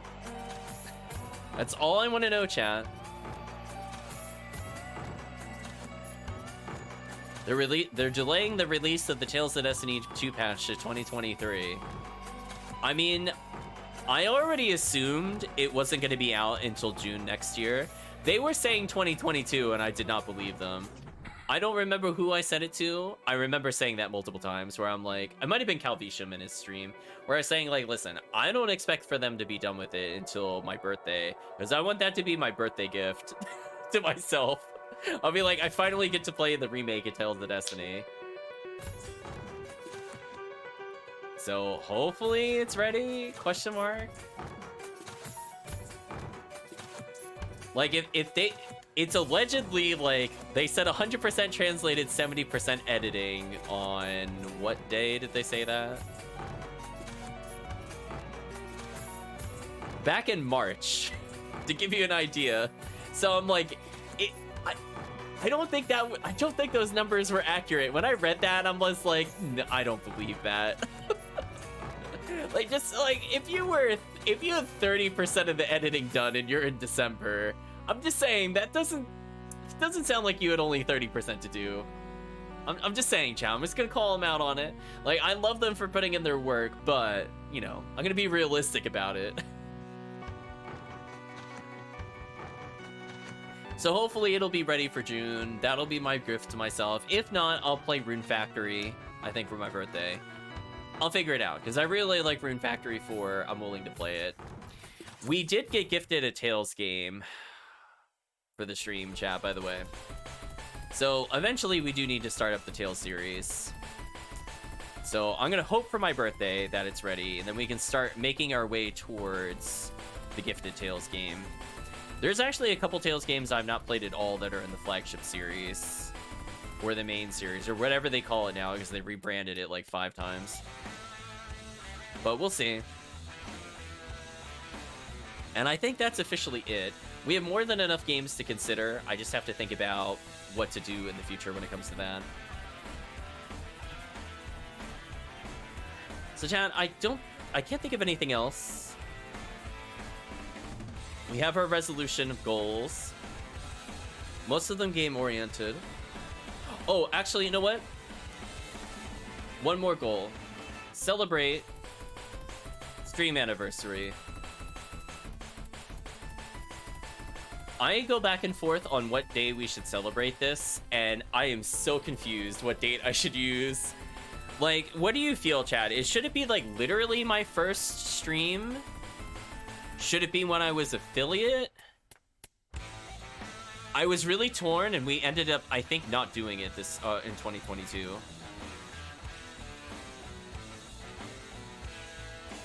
Yeah, like, I wasn't sure, because if the safe choice would be, like, November we would celebrate it, because I think technically we started in October, and I don't know when the affiliate was. I could double check very easily. It was, like, similar to it. Like, there's one where I technically made the account in July, but I didn't stream until, like, August or something, maybe. But that was a test stream. So that's why I was like, Yeah, that's why I'm, like, a little torn. So I'm willing to be a little flexible with it, whatever makes sense, because yeah, because that's where it's a little confusing, because if it counts from, like, when I first streamed, it technically was not when I was, like, doing stuff with you guys. Yeah, that's where I have to double check the dates.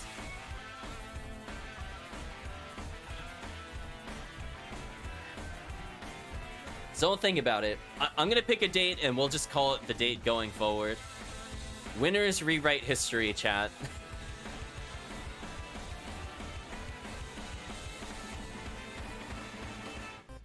I will literally make up a date as needed. But it preferably it would be first stream with people, not test stream, or affiliate. The affiliate one, like, if we go for, like, months subscribed, I just have to double check it. Like, I would literally just compare to how many months I've had it, quote-unquote, for affiliate, if I really wanted to do that. Because I know I've subscribed to myself since the beginning. So I literally just have to double check that date after the stream. I don't remember when it was, to be honest. I'm also not good with dates. Dates and names, big weakness. But I think that'll be, you know, that's a good list. A good list of goals. So I don't really have anything else to add. I'm just going to ramble if we go on too much longer. So what we're going to do, we're going to give a send-off to all the people on YouTube in just a moment. We will include a link to the playlist, I think, in the video when we upload it. So if you liked the songs you were hearing in the background of this retrospective, or if you want to hear the remaining songs, because we still had 14 songs we never got to, I was torn how many songs to put into it. I was thinking 1 song per game was not enough, but 2 was slightly too much. I'd rather have too much than too little. So we'll include it there. So check out the Discord. The Discord has the link in the music channel. So if nothing else, you could check that. It should always be there. But I think, chat, we're going to say goodbye to YouTube. So thank you for watching the stream retrospective. Hopefully some of these games we picked were some of your favorites. Actually, you know what? There's one more thing I want to share before we say goodbye. We're gonna do this as secret final topic. Final topic, chat.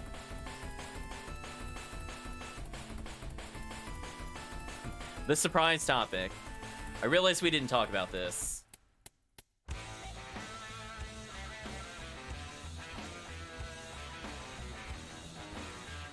Favorite off-stream games. So this kind of goes into something we talked about before with Discord, where people were suggesting games for us to play on stream. But in general, I just want to hear from people that are here what games that they enjoyed. So I will start. I will say I was really, really upset with Yakuza 6. People that know me know I really, really, really did not like that game. So I was very pleasantly surprised. Actually, you know what? I'm even going to put off-stream game as the normal best-worst topic in the future. Favorite off-stream game would have to be Judgment. I didn't play many games off-stream this year. Almost all of it was dedicated to everybody here.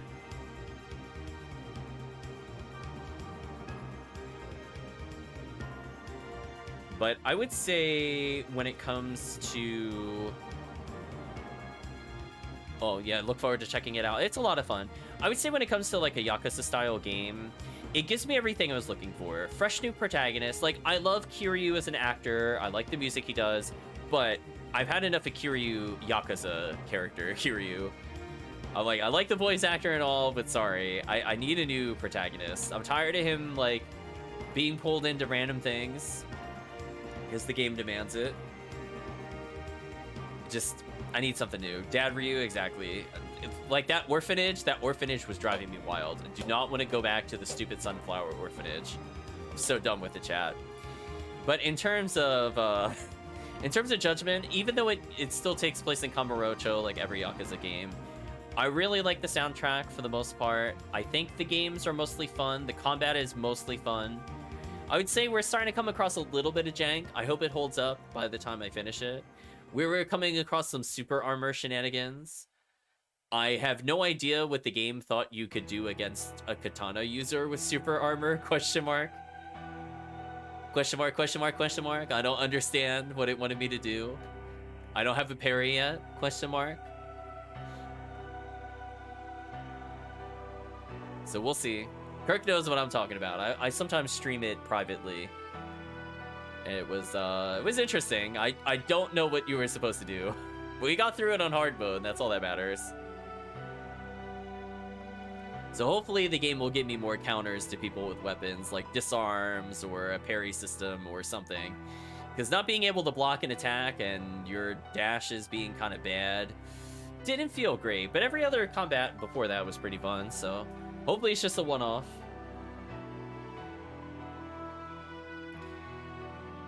Other than that, chat, I did get gifted a few games from family, so I'll be checking those out at some point.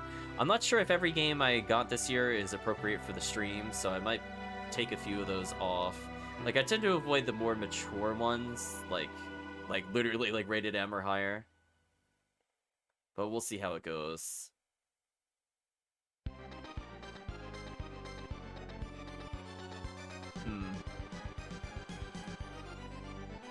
I'll just check in my library real quick. Some of these, like, I'll see, we'll see. If we play Gujion 3, I have a couple follow-up games for it. But other than that, I'm not sure what I'll end up testing off-stream. Like, there's a few potentials. Like, last year I played a little bit of things like Darkest Dungeon, which I don't think I ever streamed it. Like, I played it on Discord and shared it, but I don't think I actually streamed Darkest Dungeon, for example. So some things for me to consider, I guess, for the future. I played like that really terrible Streets of Kamurocho, I think, in 2022. I mean, it's just like meant to be a one-off joke kind of thing, but it's not a real game. You didn't miss much if you didn't play it. So we'll see. I'll take a look.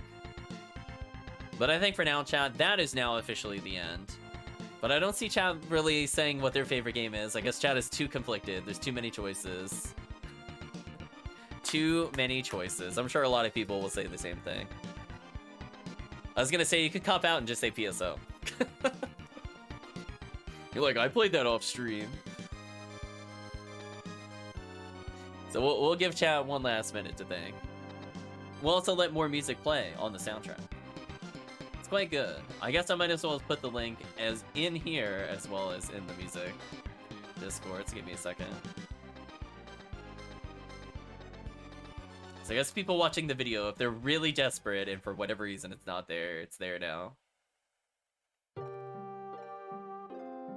Oh no, Kirk, I might keep an eye out on Monster Train. I'll do it for you, Kirk.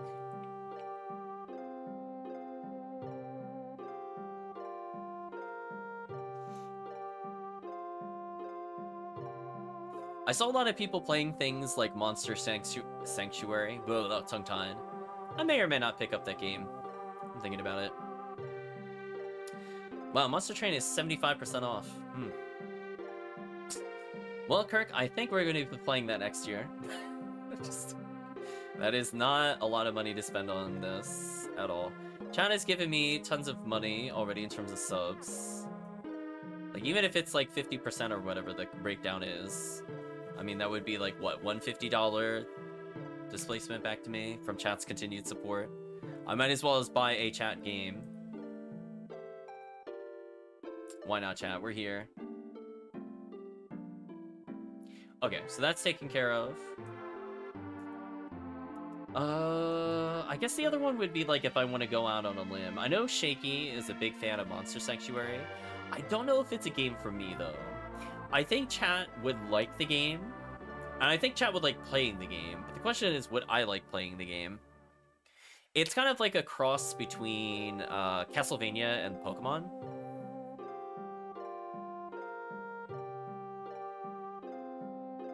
Oh, Hades counts. If you played it, for you, all games are off stream. That's fine.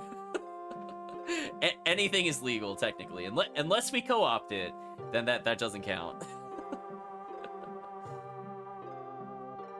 Chaosphania says Monster Sanctuary is pretty cool. I want to give it another chance. Also, welcome Chaosphania. We're wrapping up with final thoughts. If the chat is interested, I'll pick it up. I mean, we're still in the winter sale. I'm like, listen, you guys have given me more than I think I really deserve, honestly. So the money has to go somewhere.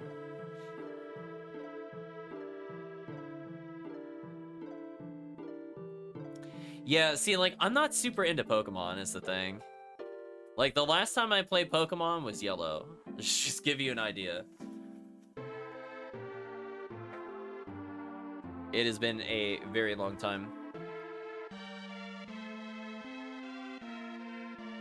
I played games that are Pokemon-esque. Like, I played, like, the Shin Megami games. Yeah, I'm just not sure if it's my thing. I think chat would like it. I mean, like, it has, like, dungeon exploration and stuff. Oh, we actually hit Castlevania in the soundtrack? Oh, we're definitely near the end of the list. We did it, chat. We're at song number 39 out of 48. We did it. It'll never reach Suikoden 3. But speaking of songs... Oh, Harmony of Dissonance, your soundtrack. This is like one of the 2 good songs.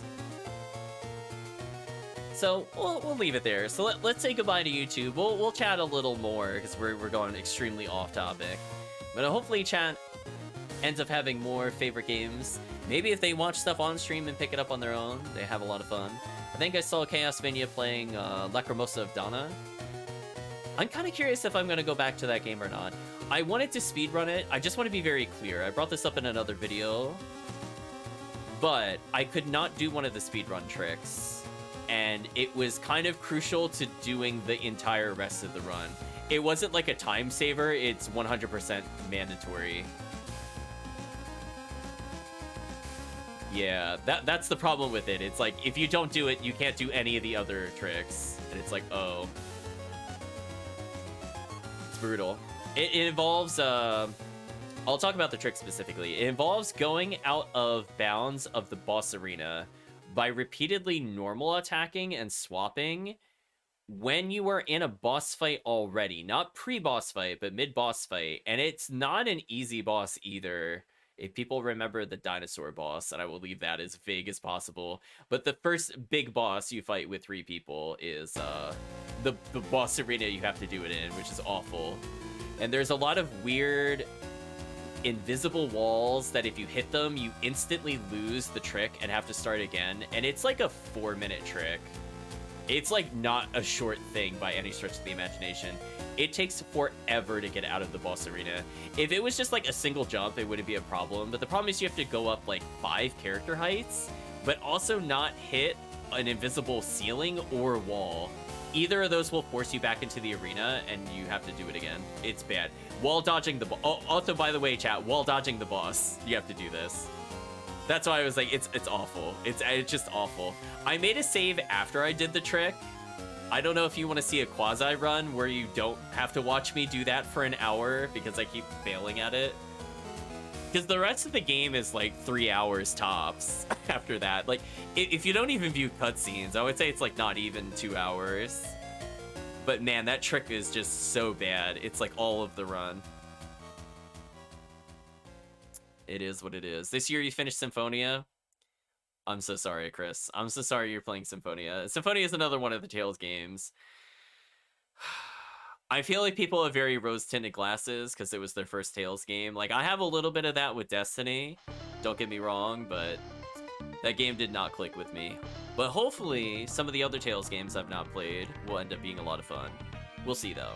In particular, the remakes. I really hope the remakes are good. I have really high hopes. Expectations are more tempered to be moderate, but it is what it is. It's not bad, but very dated. See, I'm somebody that is really into combos, and I could barely combo in that game, as like most of the cast. It felt really stiff and not really intuitive. Spellcasting was terrible. I think that might be the worst spellcasting has been in the series. I'm willing to state that until I see a game that has otherwise proved it differently. Manually aiming those spells was just such garbage. I'm like, oh my gosh, manually aiming a rock spire, actually just horrendous. I'm like, this is why I let the game auto-aim when possible. Like, please.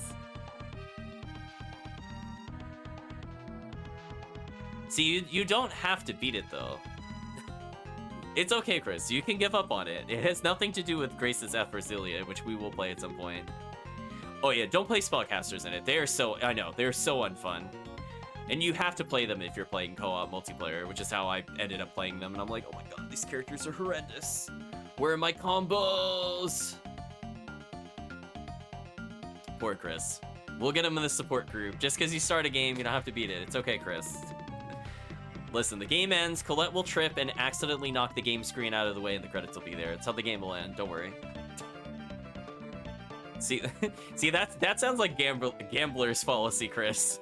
The sunk time policy or whatever it's called. Listen, you're not getting those hours back. Those hours are gone. Cut it loose.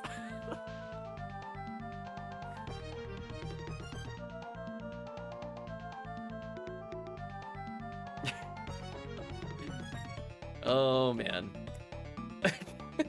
Consider these losses cut. Yes, something like that, chat.